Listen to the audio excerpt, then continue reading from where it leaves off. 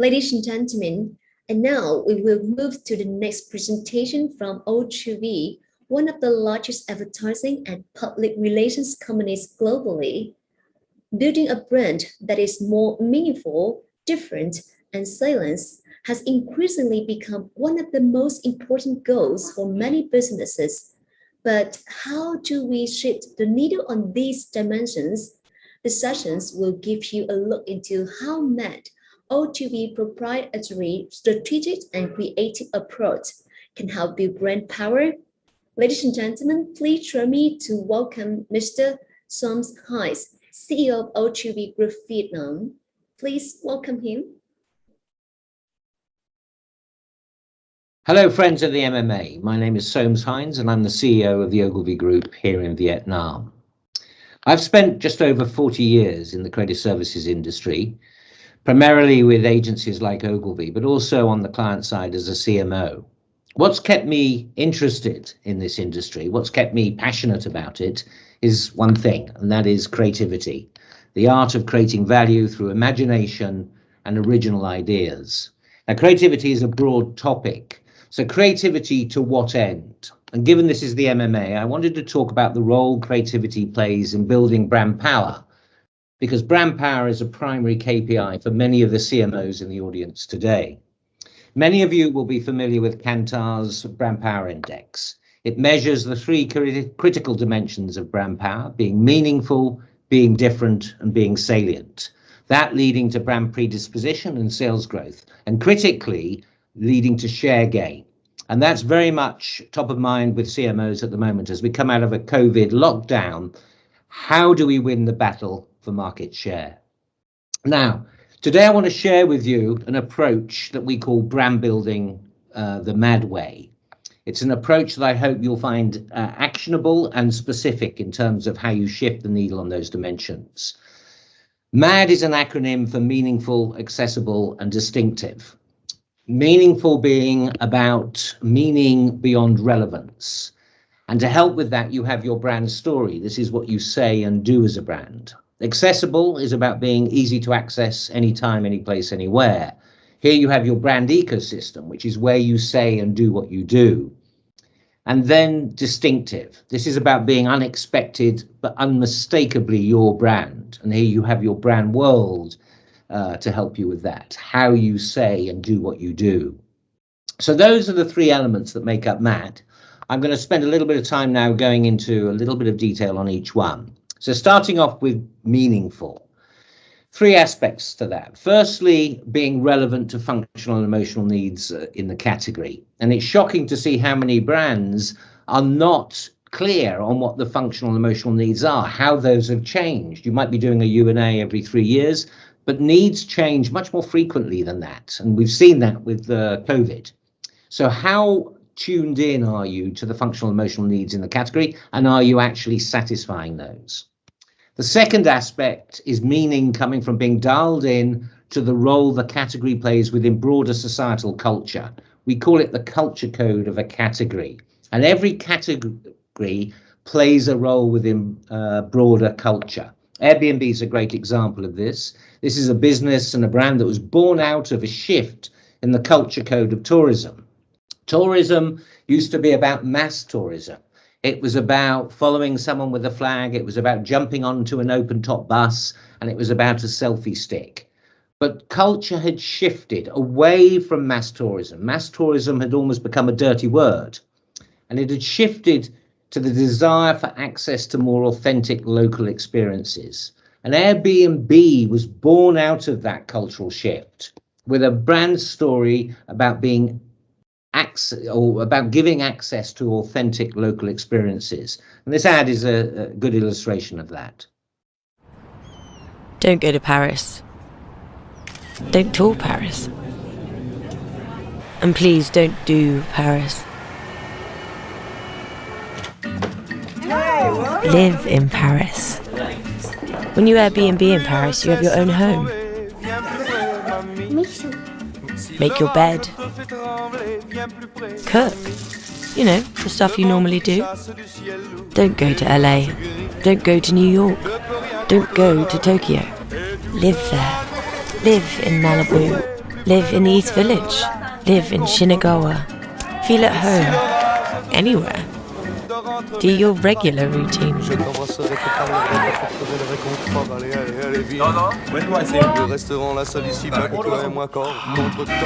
Wherever you go, don't go there. Live there. Even if it's just for a night. Their Airbnb, a great example of a brand with a brand story that was on the culture code of its category. So that's meaningful. 3 aspects to that: being relevant to functional and emotional needs, being dialed into the role the category plays within broader societal culture, and being dialed into emerging pop culture. Great example of that is Bitis, one of my favorite brands here in Vietnam.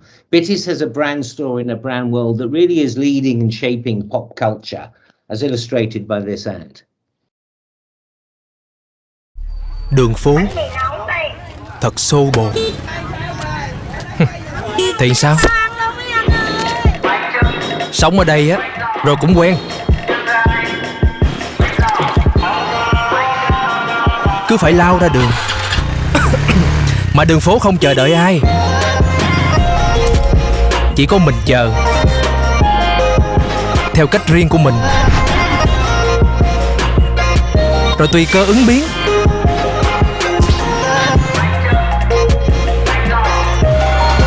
Hối hả ngoài đường. Chị chồng chị em ơi. Cảm ơn chị. Cày chết bỏ cũng ngoài đường. Cũng có lúc vui. Rồi la cà. Sáng tạo cũng ngoài đường.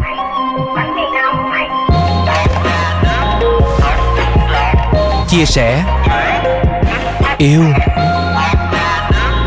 Và có khi ngủ cũng ngoài đường. Thì hỗn độn đó. Nhưng đẹp. Đẹp lạ lắm.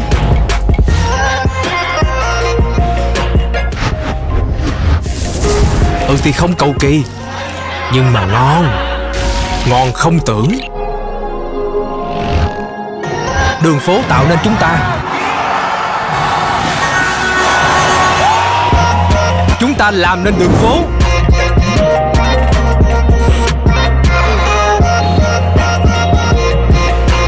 Không hoàn hảo đó. Thì sao? Vẫn tự hào. Cảm hứng tự hào từ đường phố. Bitis Hunter Street. Tự hào made in Việt Nam.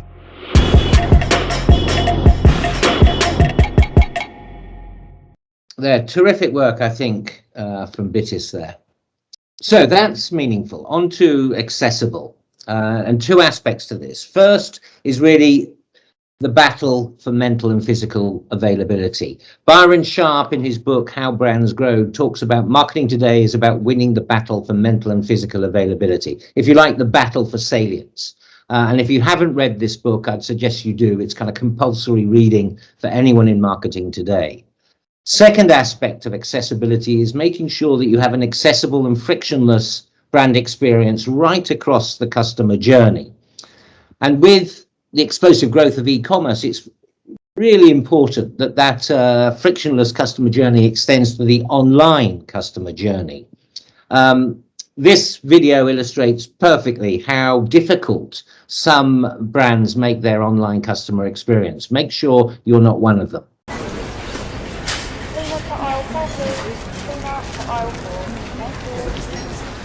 Hey, just that, thanks. You sure? Yeah. Username? Oh, Nick M. No. NM 1983? No. Zandy Pops. Sorry. Zandy Pops? No, okay. Don't worry, I'll help. What's your postcode? Oh, it's GU749ZT. Welcome back, Nick Forever. Okay. Please listen carefully to this bread license agreement before continuing with your purchase of a loaf of bread. If you do not, blah, blah, blah. You also agree not to use any bread-based products for any purposes prohibited by United Kingdom law, including without limitation, design, development, manufacture of missiles, chemical, nuclear or biological weapons. Tick. I'm afraid you've timed out. What? Sorry. Hello? Excuse... Oh, yeah, hey. Just one loaf, sir. Yeah, we just... What's your username? It's Nick Forever, but number 4, not the... Gotcha. Yeah. Okay, I'm just going to check that you're a real person. Could you say that for me? That's not even a word. Okay, how about this one? You know what? Forget it. Or this one?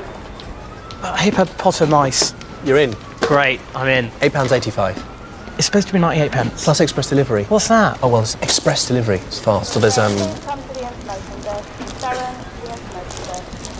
standard. Standard delivery, that's £4.99. Why? Bread insurance. You didn't untick the don't decline bread insurance option. You know what? I think I'll risk it. It is quite close to the sell-by date. Don't care. 98 pence it is. If you just want to pop back in 5 business days, it'll be ready for your collection. Well, I need it now, obviously. Oh, OK. You want the take-home today price? Well, that's £3.27. You know what? I'm going to go. Come back soon. I won't. Dear customers, this call will be closing in 10 minutes. Please proceed to checkout. Please proceed to the checkout. Thank you. So how easy are you making it for your customer to access your brand online? Now, one of the things that we should be doing is prioritizing investment in the biggest pain points of the business across that journey. So from the pain of recognizing the need and want, to the pain of finding and choosing, the pain of ordering and paying, the pain of getting and using, and the pain of after-sales service. And it's well worth conducting what we call an easy safari. It's a guided tour across the customer journey where you can assess for yourself how easy you're making it for the customer to access your brand. This is a terrific example of a company that really made their offering so much more accessible, but accessible in terms of being easy to afford, easy to buy, easy to get, and easy to use. And as a consequence of this, Gillette lost about 20% of its market share literally overnight to dollarshaveclub.com. Hi, I'm Mike, founder of dollarshaveclub.com. What is dollarshaveclub.com? Well, for $1 a month, we send high-quality razors right to your door. Yeah, $1. Are the blades any good? No. Our blades are f***ing great. Each razor has stainless steel blades, an aloe vera lubricating strip, and a pivot head. It's so gentle a toddler could use it. And do you like spending $20 a month on brand name razors? 19 go to Roger Federer. I'm good at tennis. And do you think your razor needs a vibrating handle, a flashlight, a back scratcher, and 10 blades? Your handsome-ass grandfather had 1 blade and polio. Looking good, pop-up! Stop paying for shave tech you don't need. And stop forgetting to buy your blades every month. Alejandro and I are going to ship them right to you.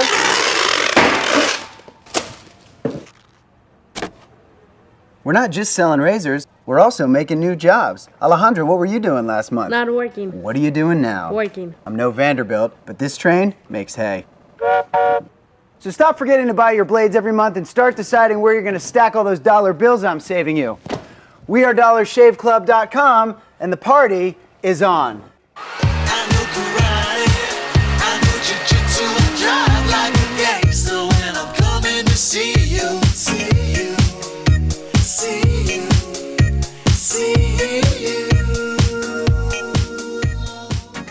So a good example there of a brand that really made its kind of experience accessible. So moving on now to distinctive, arguably the most important part of this.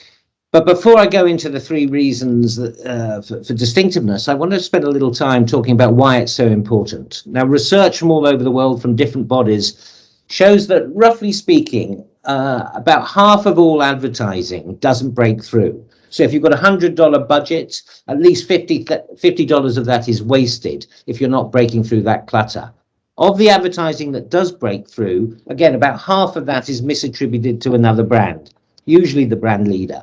So that means $75 of your $100 spend is already wasted unless you have advertising that breaks through and gets correctly attributed.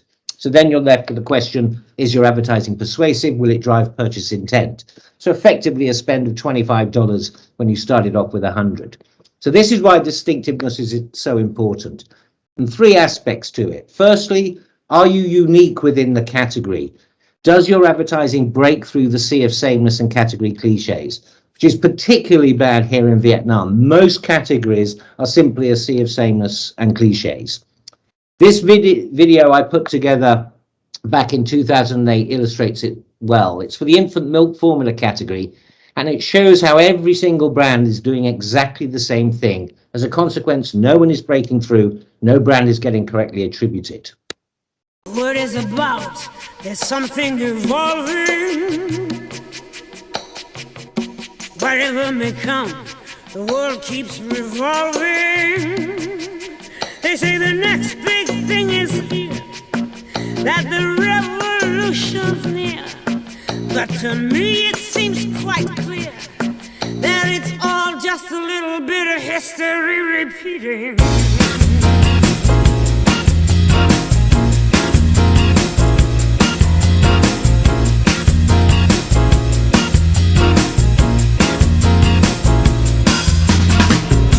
The newspapers shout, a new style is growing, but it don't know if it's coming or going. There is fashion, there is fat. Some is good, some is bad. And the joke is rather sad, that it's all just a little bit of history repeating.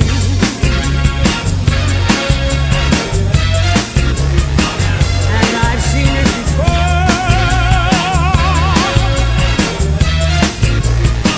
and I'll see it again.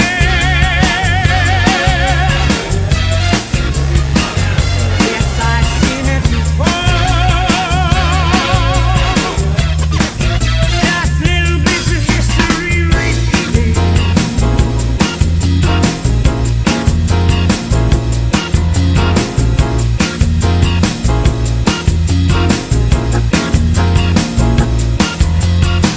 Some people won't dance if they don't know who's singing. Why ask your head? It's your hips that are swinging. Life's for us to enjoy. Woman, man, girl and boy, feel the pain, feel the joy, and sidestep the little bits of history repeating.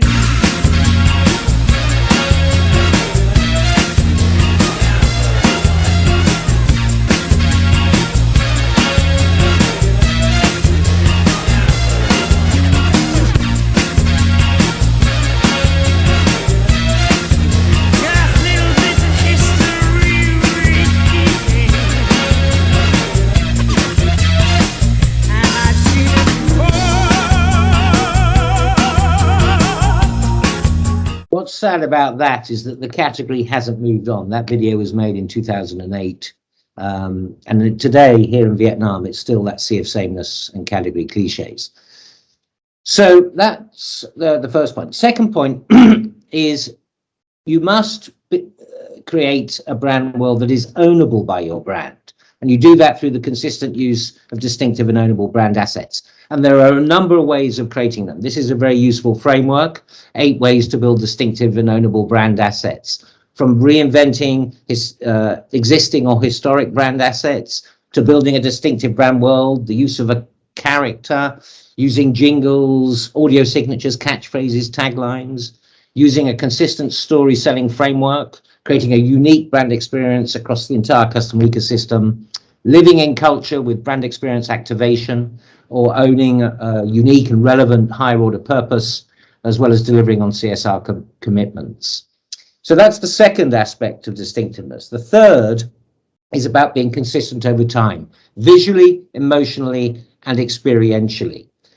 And here's a checklist that would help with that. So first of all, have you got a consistent brand story? One story distinctively told. A consistent brand world, brand voice, and distinctive brand assets.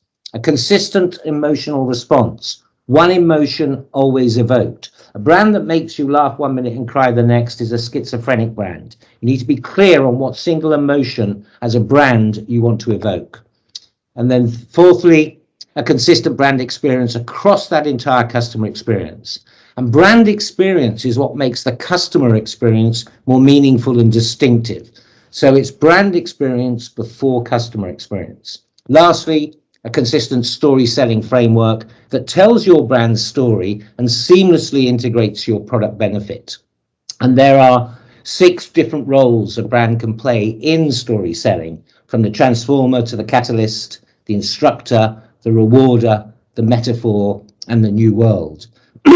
And Snickers is a terrific example of a brand that uses a consistent story selling framework. Snickers always plays the role of the transformer. You're not your true self when you're hungry. You have a Snicker, you're transformed back to your true self, as illustrated by this Mr. Bean ad.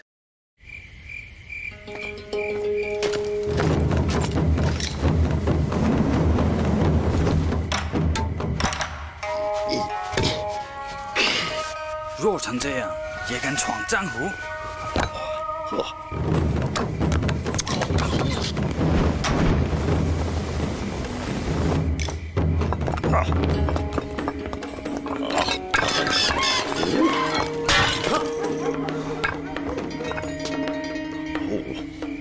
一个就手软着了。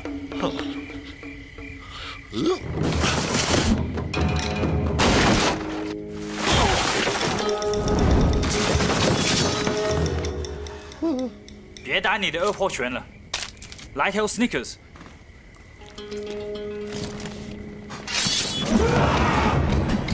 兄弟，怎么样？来劲了。You're not you when you're hungry. Snickers, get some nuts. Terrific.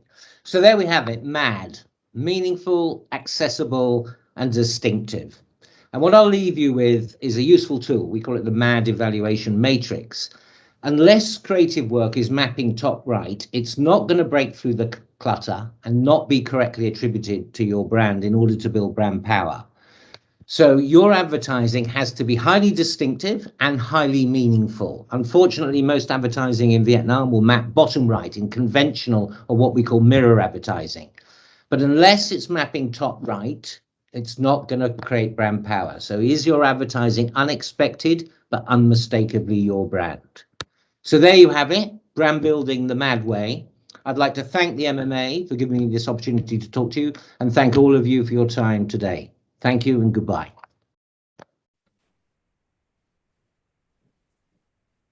Thank you, Mr. Storm, for your interesting sharing. Ladies and gentlemen, the next topic is omnichannel, the best way to keep strong engagement with your consumers. And see you in a few seconds.